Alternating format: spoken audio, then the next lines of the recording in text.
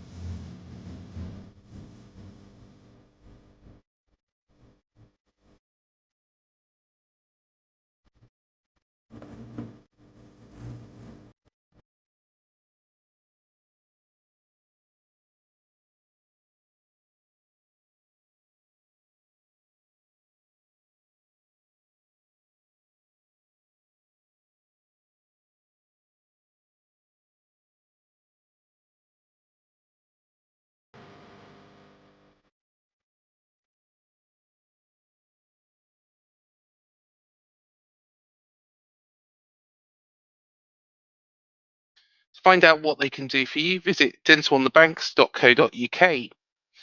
Now, after our good run of results, and late results, I should say, as well, with a 2-1 win at Stoke at the weekend, and then also prior to that, a 2-1 win at Blackpool. We've had the postponements of the Nottingham Forest game and also the Swansea games.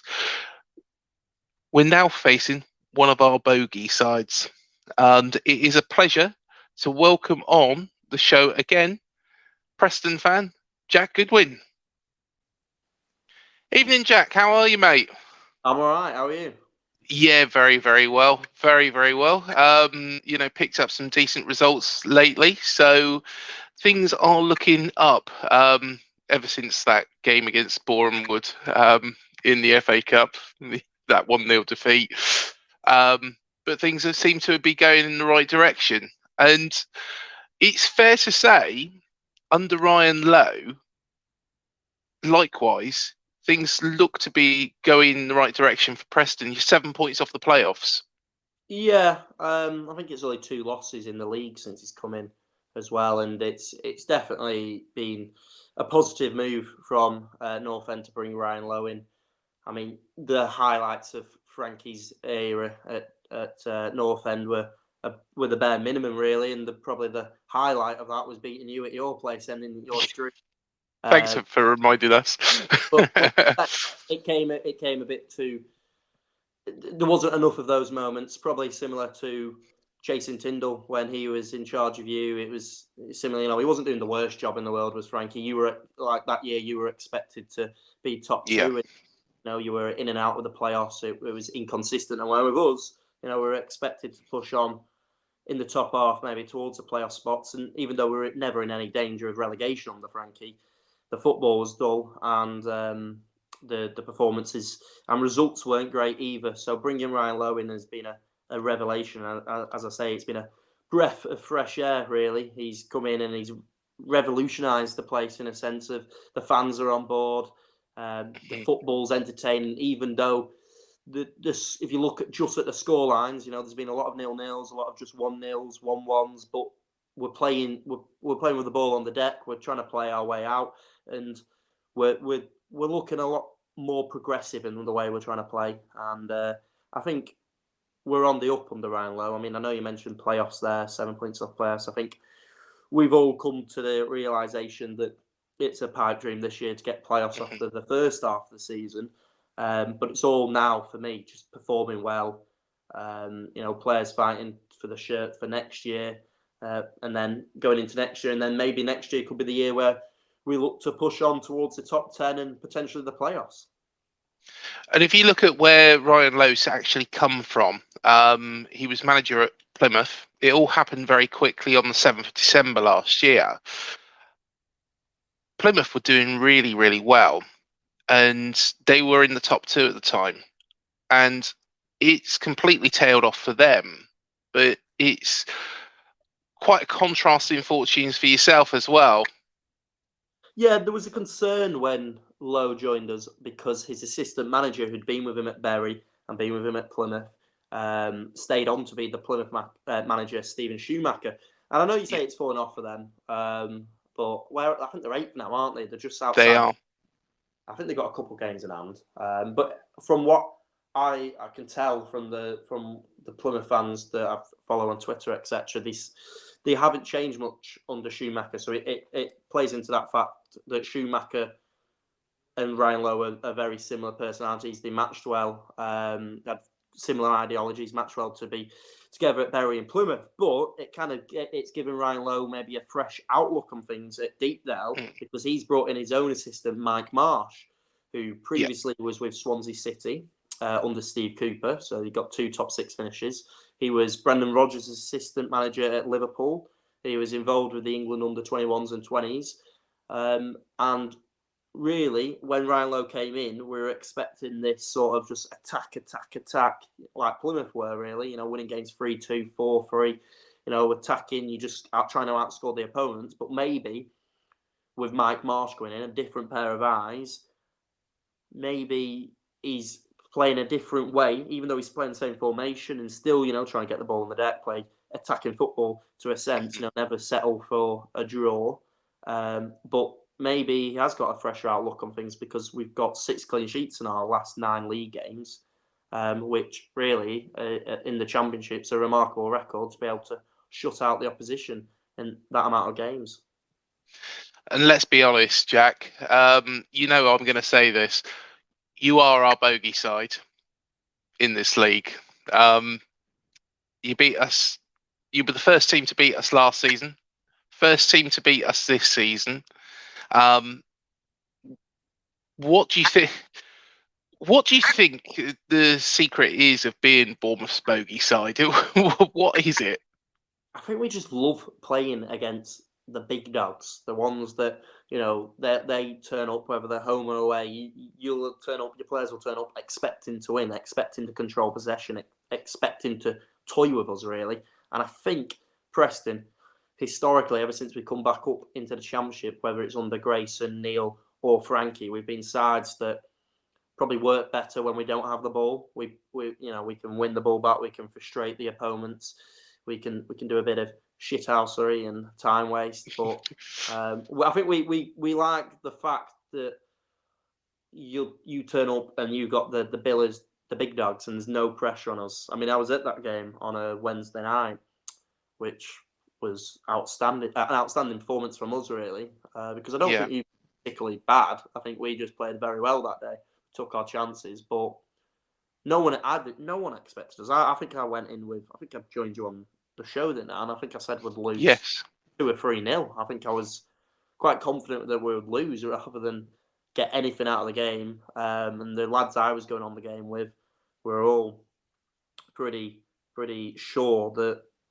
we weren't going to come away with anything. But we always seem to thrive in those situations where everyone expects us to turn up and get 0 points, and we actually turn up and we upset the big dogs. And we were in great form at the time. We were top of the league. I believe the figure was 37 points we were on at that point, which is phenomenal. And I even started thinking that we'd get the points record for the division because I thought there's some momentum with this side. Scott Parker's got them really going. And I think after Preston beat us, again, it tailed off a little bit. With regards to that side that played that night, and of course, you went ahead, we equalised after half-time through Philip Billing. And it was quite an immediate response, really, wasn't it? Yeah, it was. I mean, I had to watch it back on the highlights because I'd gone for that second goal. I think there was a sub being made.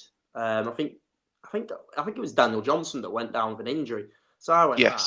I quickly needed to shoot off to a loo. I was in a banana costume with my mate in a traffic cone. I quickly went to a loo, and then as I was walking back from the loo, well, like a small jog, because I never leave matches early, but I was absolutely dying for the toilet. I think I'd had a few too many pints in the concourse, to be honest with you. And then I did this, whoa, whoa! I was like, I just ran out, joined in with the celebration, absolutely loving it. But I hadn't seen who scored the goal or anything, so I had to watch it all back. But yeah, no, it was a proper Frankie-esque goal. We hit them on the counter attack. We got the ball forward, and I think there was a pullback, weren't there?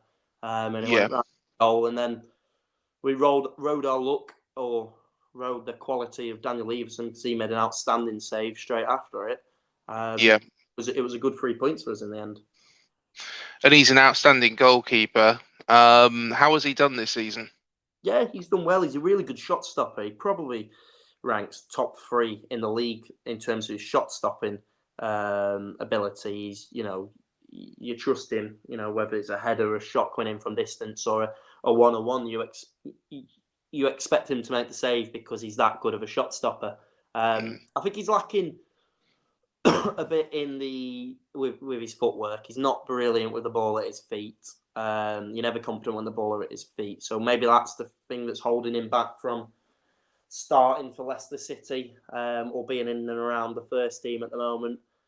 I mean, yeah, I'd still have him up there as one of the best goalkeepers in the league. I mean, I'd have your goalkeeper, from what I've seen of him this year, is probably the best goalkeeper in the league. I've been really surprised at how well he's done, because at the end of the transfer window, when you hadn't signed Freddie Woodman at the end of the summer transfer window, I thought, Yeah, looking at your squad, I thought, oh, that might be your weakness, the goalkeeping area, because obviously he's a young goalkeeper.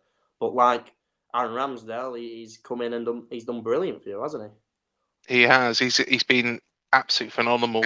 To be honest, this season, and has got us a lot of points. Got us to position where we are, which is 2 points ahead of Huddersfield, but with 4 games in hand. Do you think, though, just looking at our our chances, do you think that the backlog of games that we've got is going to cause a major issue? And do you think these other sides around us might take advantage of that? he? I think you should be fine, especially with the quality you brought in January. You've got some very good players that got brought in. I mean, Fulham are the runaway leaders, aren't they? They're Yeah, definitely the side in the league. They score. I mean, you can score 2 or 3 past them, but they'll still score 4 or 5 or 6 or 7 in Blackburn's case against you. yeah, But I think the league, actually, I mean, at the start of the season, a lot of people were commenting on how weak the league was. But I think as the season's gone on and as the season's progressed, it's got stronger and stronger. I mean, you comment on Ryan Lowe's impact since he's become North End's manager. You only have to look at Chris Wilder's, Paul Heckenbottom, who's hardly getting spoken about, Steve Cooper. You know, they've all come in and made instant responses with the side, and they've become better teams. You know, because I think the likes of Blackburn and QPR, I think they're good teams, but they could easily fall out of the playoffs, because these teams like Middlesbrough, and Sheffield United are on the periphery at the moment, yeah, might take those spots. So, but then I'm not so much worried about Bournemouth. I think most people have already got in their heads. I don't know whether I'm speaking on behalf of people here, but I've definitely got in my head that it's going to be Fulham and Bournemouth next year. I think you've got a good enough squad, you've got a good enough manager, and I know I've seen a lot of people criticising him at times, saying he's a bit boring, a bit pragmatic, but at times you've got to be like that. You know, you can't always play pretty football. You can't always just go and attack. Sometimes you've got to win 1-0 and you've got to win ugly, and rely on the opposition making a mistake. But no, I'm relatively confident, especially with the games in hand you've got. You should be able to make those points, and I'm relatively confident you'll come in as the second best placed team this year. yeah. I hope you're right. You know, celebration down the beach would be great. Might not have the trophy, but hey, you know, second spot back in the Premier League would be absolutely fantastic. Casting your mind back to that game and the team now, and the additions that Ryan Lowe's made, what did he do in January? So we made a couple signings. So we brought in. What did we make a couple signings? Yeah, we made a couple signings because we brought in Cameron Archer, who's been a revelation. He's come on loan from Aston Villa. He's a real quality player. You know, he gets a chance, you expect him to take it. He's got a real good strike in him. He's not afraid to run at players. He can hold up the ball really well. I'm actually at the moment struggling to find a weakness in his game at only 20 years old. I think if he had a full season under his belt, he'd get at least 15 goals a season in this North End squad, if not more. So I think it's a case of we'll probably get another few months out of Cameron Archer before he probably joins next year's recently relegated sides and becomes their star man. But he's been a real good player that's come in. I mean, alongside Emil Reese, you've now got two players in North End squad that you can look to and think, oh, they'll score goals today, which in the past is the thing that's always been holding Preston back, really. A go-to man to score goals. But with Archer and Reese, I think we've got those two now. And then he's also brought in Bambo Diaby, who I think will feature this weekend with Bauer's injury and Liam Lindsay getting sent off last week. So he came in from Barnsley and he was under a drug ban. So he hadn't played for about 18 months, 2 years. But he'd been training with us for, I think, under the Frankie era. Even back then, he was training with us. And he's come in, so we've not seen anything of him other than a 3-minute cameo spell last week where we conceded. Not any of his fault, but it'll be interesting to see if he does come in and how he does. But there's not been a load of changes, as I say, under Ryan Lowe. I think it was a case of he only got brought in December. Still needs to have a look at the squad, and then maybe summer will hit the reset button and hit the wide areas where we need to target, which are the wide areas because we're really lacking out there. Has he kept a similar formation as Frankie did? Under Frankie, it was, well, yeah, technically, if you look at it from the outside looking in, Frankie played a 3-5-2, but it was more of a 5.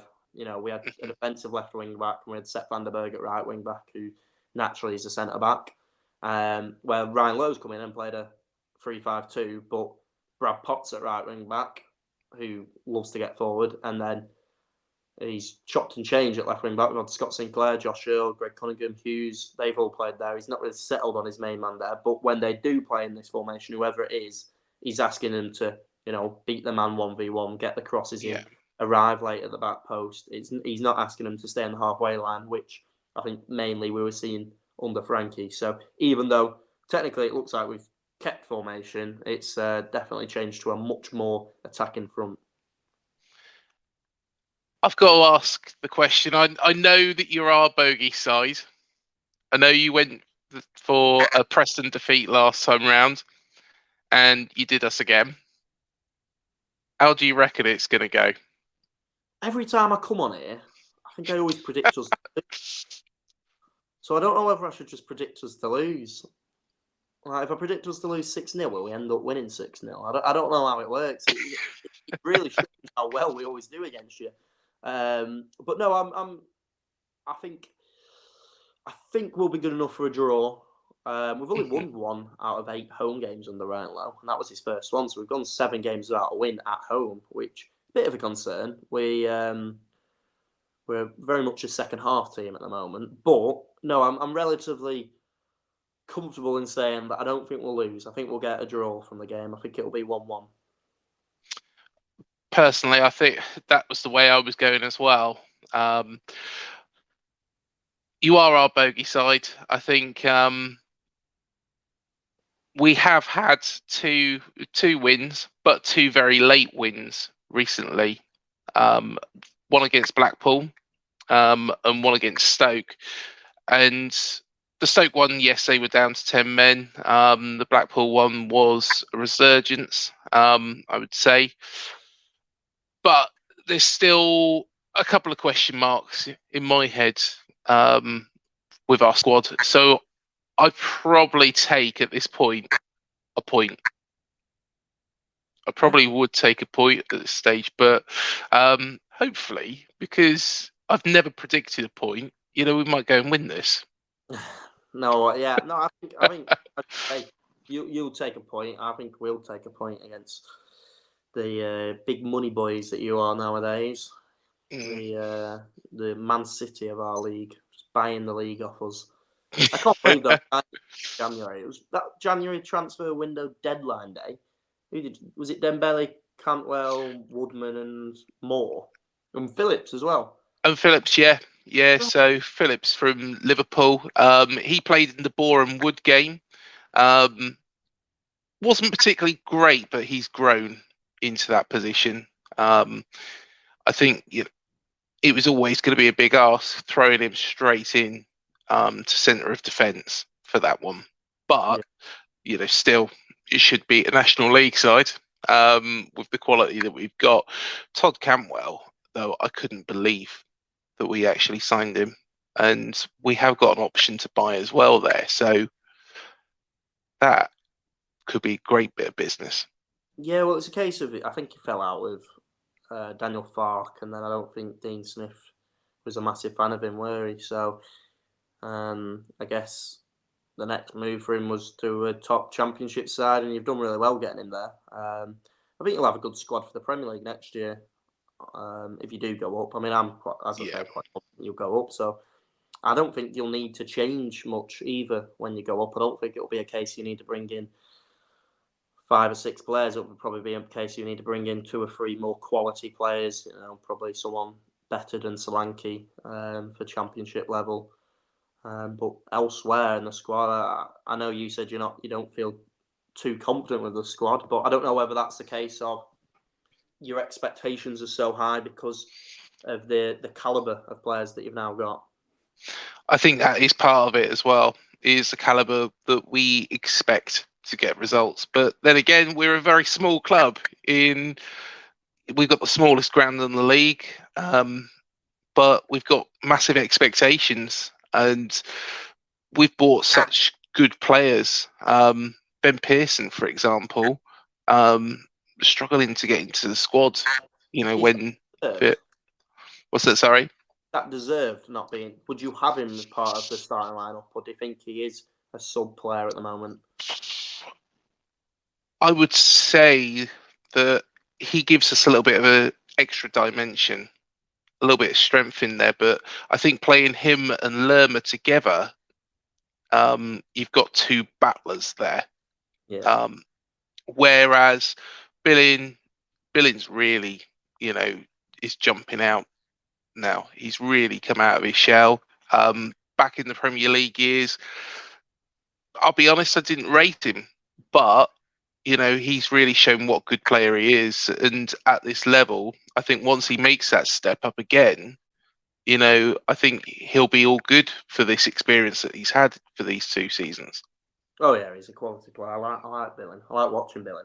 But it's quite a strange one with Ben Pearson because I joined you again on the Bournemouth show for a reaction when you signed Ben Pearson. And on that day or a few days later, Ben Davies went as well. And they're 2 of our best players we've had since we've been back in the Championship. Really highly rated talents. Still, I think it was 23, 24, 25 when they left. And Ben Pearson can't get in your side. And Ben Davies is Sheffield United's 5th choice centre half. I wonder whether it might be a case of we'll go and buy him. If you go up, will you need Ben Pearson next year? I'm not so sure. It really just does depend on who Scott Parker brings in, but I do question whether or not. It depends if Lerma stays. I think that's the big one, because Ben Pearson is a quality player, but whether or not, I don't think those 2 play as well together. You've got to have either or, and when Lerma's playing, he seems to be the first name on the sheet, but he is suspended at the moment. He has been suspended, but we've really mixed it up, and I think Scott Parker's done a good job in managing that as well. So, yeah, hopefully, fingers crossed, we'll be in the right, still be able to maintain, this decent form, because we have got a tougher running. Do you like Scott Parker? I think he's a little bit one-dimensional in a way, and that's speaking from me personally, I think he's a little bit one-dimensional. He hasn't mixed things up so far. That was something that Jason Tyndall was guilty of. But I think now he's got the squad that there's no excuses. There's absolutely no excuses. Yeah. There's enough talent that if we did have a number of injuries, we'd still be okay. At the end of the day, if you get promoted this year, Scott Parker will have had 2 full seasons in the Championship, and we've got 2 promotions on his record. And you can say, oh, he's got the squad there, and at Fulham he had a really good squad as well, and he's made harder work of it. But there's been managers in the past who have had top squads but haven't been able to get anything out of it. I mean, you look at Jokanovic this year at Sheffield United, their squad's probably, it is just as strong as yours and Fulham's, but yeah, 15th when he got sacked, or probably even lower.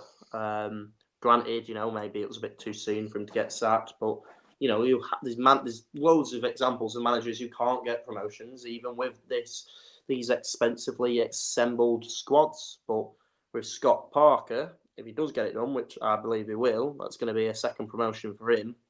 And then in your fight to survive next year, he'll be better suited for it because he's had that 1 year with Fulham where he was really highly praised, but maybe there was what's the saying? Too much substance, but not enough, or is it not enough substance, but too much? Yeah. So I mean, it's one of those. But what is that saying? Not too much, not enough substance. I can't think. I don't know. I've drawn a blank now. Something like that, not enough substance. But like good performances, but not enough good results in the end of the day. So yeah, exactly. Yeah, to be fair, Scott Parker did look at one point when Fulham were in the Premier League that year, like he was going to get them out of it.